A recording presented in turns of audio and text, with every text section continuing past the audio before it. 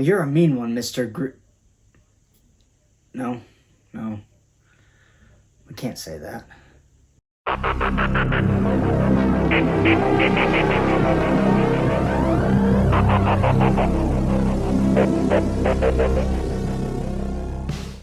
Welcome back to Wrestling with Horror. My name is Andrew Dreamer, and today we're going to be talking about a movie I've been looking forward to for quite a while now, actually. It's something that I never thought that we would actually see, and I never thought that this film would actually happen.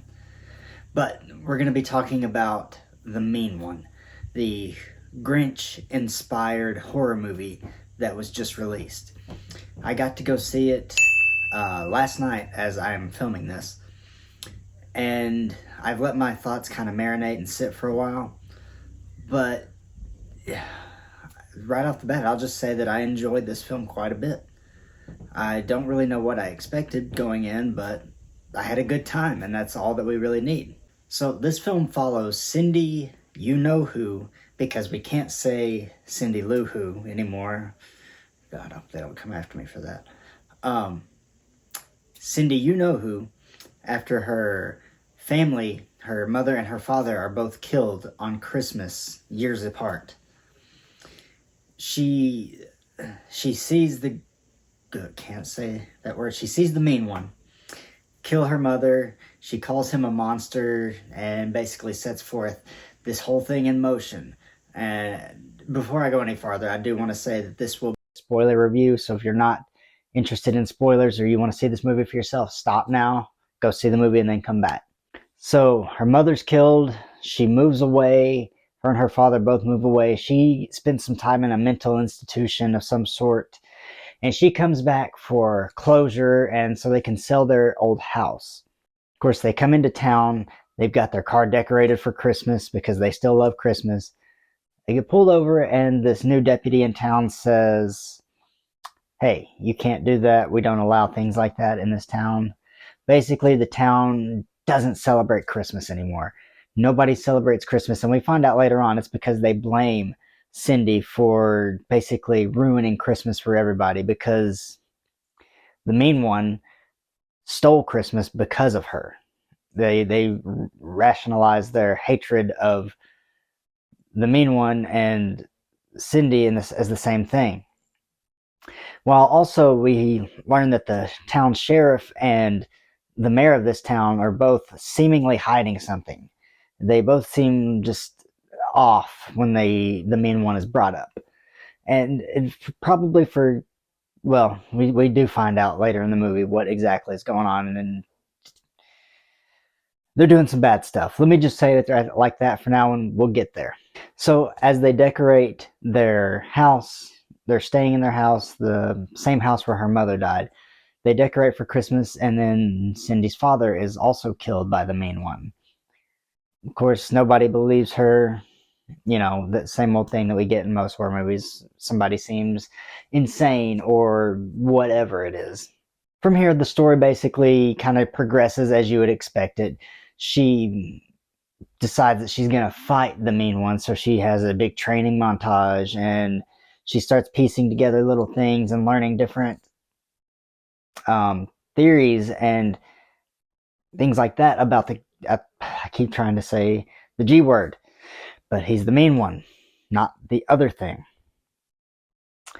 She, in her process of this, she meets this character who the town calls Doc. We learn his name is Dr Seuss. Dr Seuss. And there's a scene at a bar where he's actually drinking a bottle of whiskey, where the whiskey is called Gisos, which was Dr. Seuss's birth name. And there's a lot of weird little references to Dr. Seuss just like that. The bar that they're drinking at is actually called Horton's, in reference to Horton Hears a Who. Just things like that, little Easter eggs for people paying attention. It's actually nice to see. That's something that I enjoy in my movies. I like Easter eggs. I like looking for things like that. Maybe it makes me weird, I don't know, but I enjoy it, so whatever. As the story progresses from here, Cindy basically just, like I said, she has this big training montage, and then she decides that she's ready to fight the Grinch. So I said the word, don't come after me. She decides that she's ready to fight, so she then discovers that the town's mayor and the sheriff have been luring people to the mountains for years to feed them to the mean one so he would leave the town alone, which is just horrible and disgusting. Cindy and the deputy go to the mountains to try to stop the mean one. And, it just basically culminates in a big fight between the mean one and Cindy. And when Cindy kind of has him dead to rights, she discovers that he's still wearing a necklace that she put on him when she was a child. And pretty much kind of just plays out like you would expect this story to. Well, the original story that this was based on, anyway. She gives him a kiss on the cheek. His heart grows 3 sizes. Only in this timeline, this universe, whatever, when his heart grows 3 sizes, it explodes and he dies. So I got a good chuckle out of that in the theater. But, I will say he told her to run at the last second. He had a change of heart. His heart grew 3 sizes. We had the happy ending that we all wanted. Yippee yay. But that's the film. Anyway, so now I'm just going to talk a little bit about things I like and didn't like about it. So this film is very, very campy. Don't go into this expecting something straightforward and serious and just right down the middle the whole way. There are jokes. There are genuinely some funny moments in this film. It might not necessarily be like pure comedy gold or anything like that, but there are some good moments that are lighthearted and funny. There's an instance where the deputy jokes about how his nose is big and he fits right into Whoville, giving reference to the look of the Who's of Whoville. And my biggest negative about this movie is the blood. The blood was the most CGI, fake-looking blood that I've ever seen. And just because I enjoyed this movie, I'm not going to let it off the hook for that. I know that there are budget constraints and things like that, but the blood almost was like a filter on the screen rather than even normal looking CGI. It was almost enough to kind of take me out of some of the kills because it was so CGI. And that's not even to say that there weren't some good, decent makeup effects, because some of the kills did have a few decent makeup effects, and I was very happy with those. But I just don't understand why we didn't do it the whole time, other than maybe the budget issues. No, so that, like I said, is my biggest issue. The acting wasn't always great, but it was passable. It didn't take me out of the film or anything like that. The production quality was decent for what this film was. Again, I wasn't expecting anything amazing looking. It was certainly better looking than Jeepers Creepers Reborn, and I would bet that Jeepers Creepers Reborn had a bigger budget than this film did. Also, we have David Howard Thornton playing the mean one in this film. Now, David Howard Thornton is known as Art the Clown in the Terrifier series, and he brings just so much life to the character of the mean one, and he honestly makes the movie. Without him in this role, I don't think it would have been anywhere near as enjoyable for me. And like I said, there's a lot of references to other things with Dr. Seuss. There's some references to How the Grinch Stole Christmas as well. Like, there's an instance where some of the characters say Yahoo Dore, which is part of the song that they sing in How the Grinch Stole Christmas.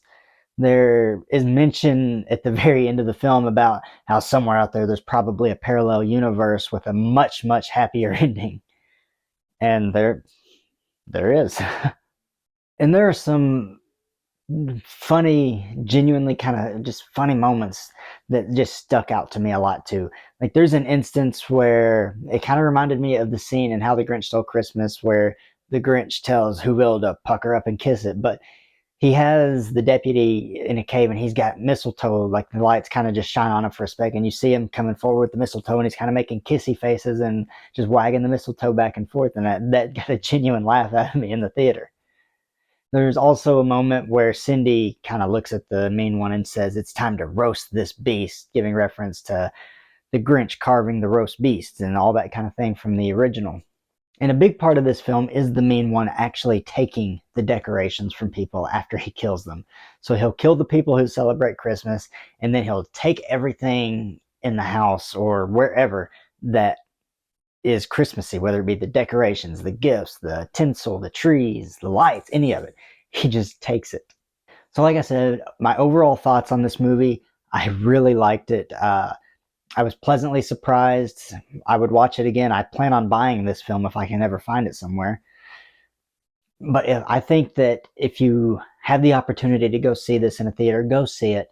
It was well worth the money for me. I don't always recommend films, but when I do, it's because I genuinely think it's worth watching. It's it's campy, it's fun, it's funny, and there are some tense, scary parts in it as well. Like, you're not just getting a flat comedy, it's scary in parts too. So it's definitely worth a watch. If you haven't already subscribed to the channel, hit that subscribe button, turn your notifications on so you never miss a video. My name is Andrew Dreamer, and I will see you next time on Wrestling with Horror.